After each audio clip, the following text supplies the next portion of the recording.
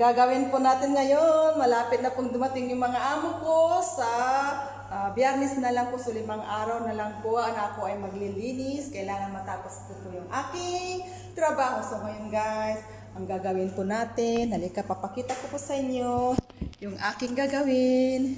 Ito guys. Jaran! Tingnan nyo naman kung paano mag-ayos ang aking amo. Talagang masakit sa mata, halo-halo na po, sapatos sa baba. Ayusin ko po to guys, kasi yung mga ibang sapatos sa baba, iaakyat ko po dito po, walang problema. Kasi lagayan ko lang po yan ng vacuum at saka mga kobre kama.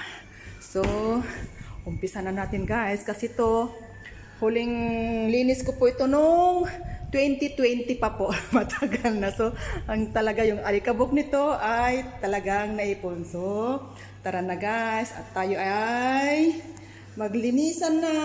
Ayan o, tingnan nyo sa labasan namin guys. Pasyan ko muna kayo sa labas para makita nyo yung labas namin. Ayan. Ayan po. Ayan. So, tara na guys, umpisa na natin ang ating paglilinis. Una ko pong gagawin, ilalabas ko po lahat yung mga laman nito. Unahin ko dito sa gitna para yung nasa taas, ilalagay ko dyan. So, tara na guys, umpisa na natin mag-unpack. Hindi, unpack pala. Mag-umpisa natin, alisin yung mga laman ng aparador. Ayan, puro sapatos to guys, yung mga amo ko kasing babae mahilig sa sapatos.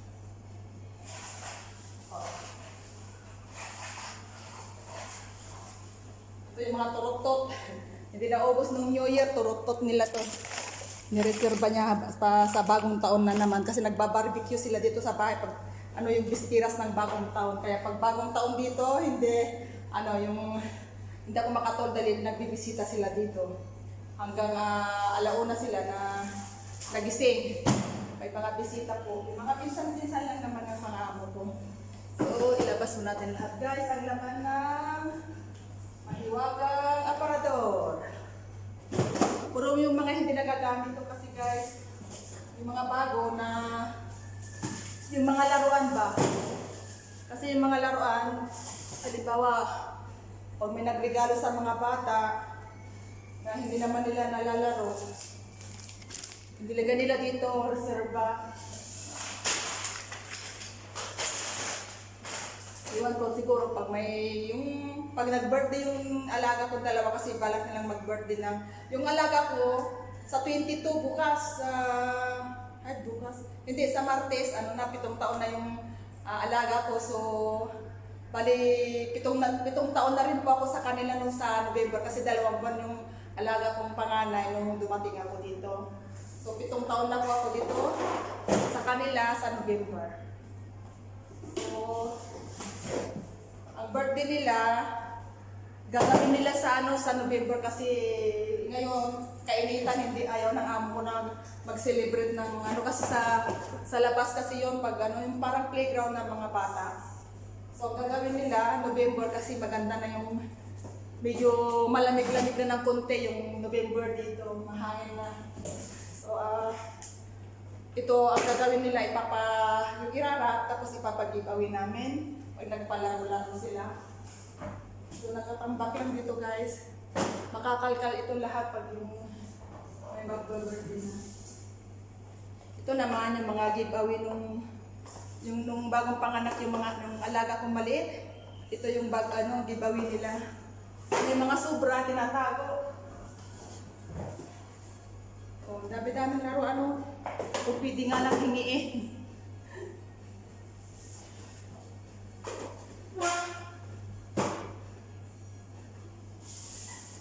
Marami pa rin gamit dito So, ang gagawin ko ngayon, ito, tapos yung bali sapatos, yung aparador ng sapatos dun sa baba. Kasi tambak na, hindi na kasya yung aparador sa dami ng sapatos ba. Aalisin ko yung mga hindi na nila nagagamit doon. Tapos iaakyat ko dito. So i-stop ko muna to guys kasi pag mahaba na po yung oras pag yung ganito. Stop ko muna guys.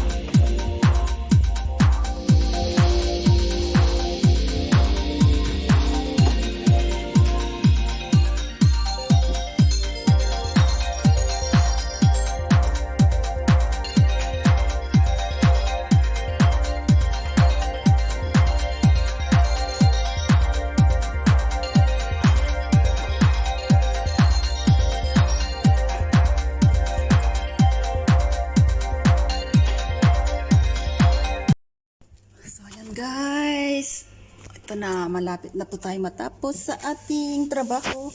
Dito lang tayo. Yan, lilisan ko lang po yung pinakailalim para matapos na po. Ayan, alikabok guys, oh. Alikabok dito guys. Sa 10 araw kong paglilinis, yung nagka-allergy na naman ako. Sakit yung lalamunan. Sa alikabok. Ayan, malinis na siya guys. Panakan natin to.